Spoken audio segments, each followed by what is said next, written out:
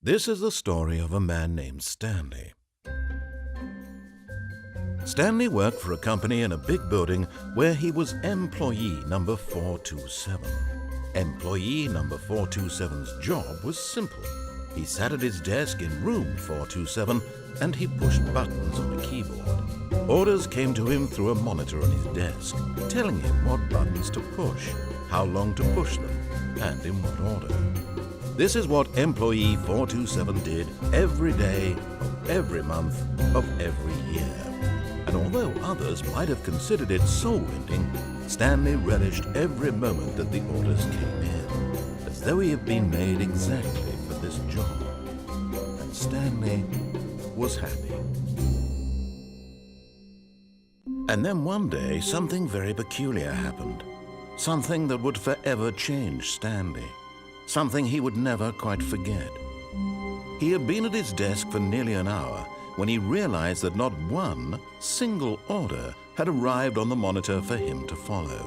No one had showed up to give him instructions, call a meeting, or even say hi. Never in all his years at the company had this happened, this complete isolation. Something was very clearly wrong. Shocked, frozen solid, Stanley found himself unable to move for the longest time. But as he came to his wits and regained his senses, he got up from his desk and stepped out of his office.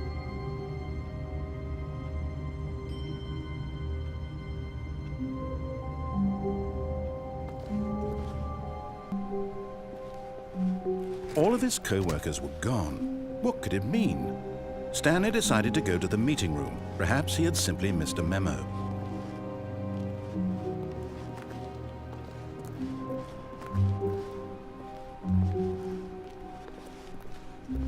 When Stanley came to a set of 2 open doors, he entered the door on his left.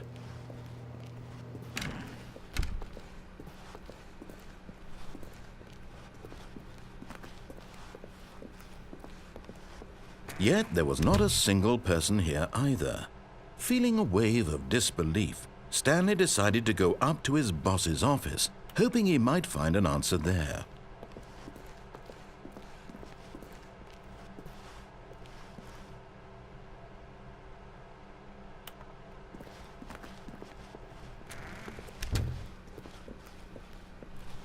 Coming to a staircase, Stanley walked upstairs to his boss's office.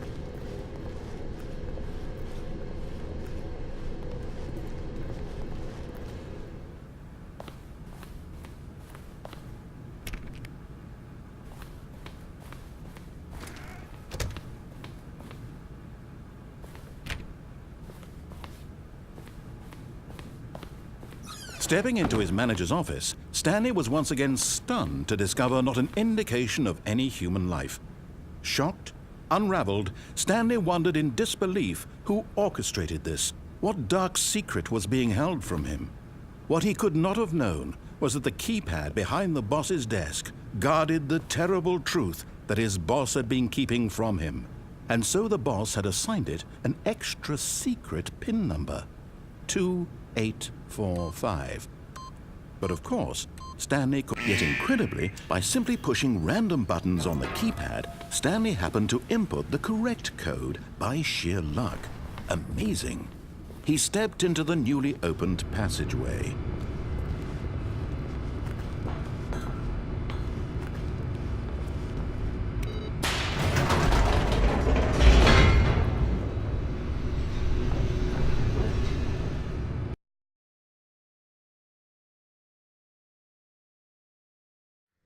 Descending deeper into the building, Stanley realized he felt a bit peculiar.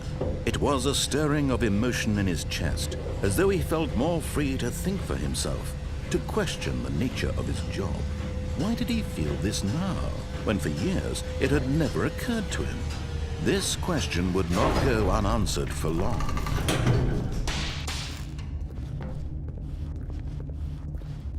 Stanley walked straight ahead through the large door that read Mind Control Facility.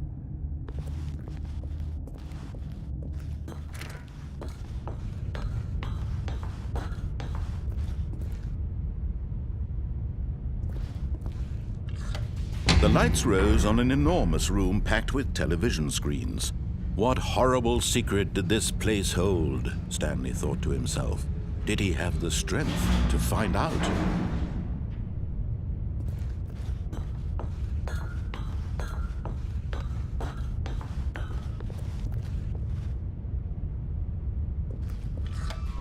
Now the monitors jumped to life, their true nature revealed. Each bore the number of an employee in the building, Stanley's co-workers, the lives of so many individuals reduced to images on a screen, and Stanley, one of them, eternally monitored in this place where freedom meant nothing.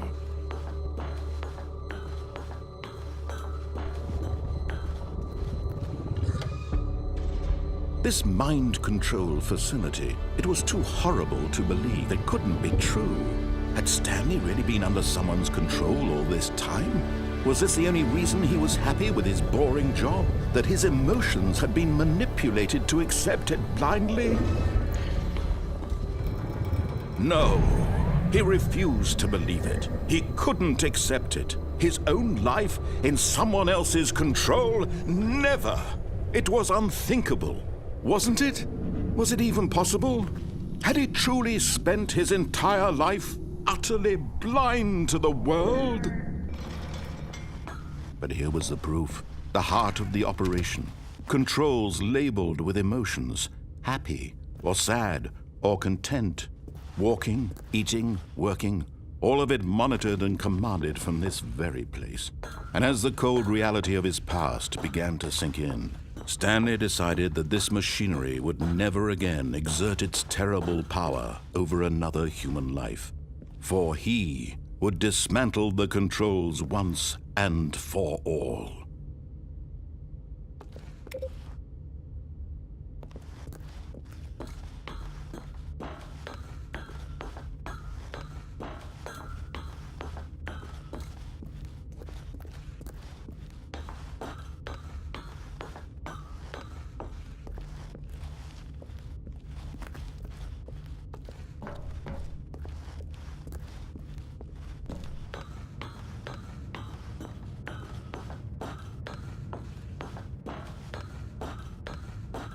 And when at last he found the source of the room's power, he knew it was his duty, his obligation, to put an end to this horrible place and to everything it stood for.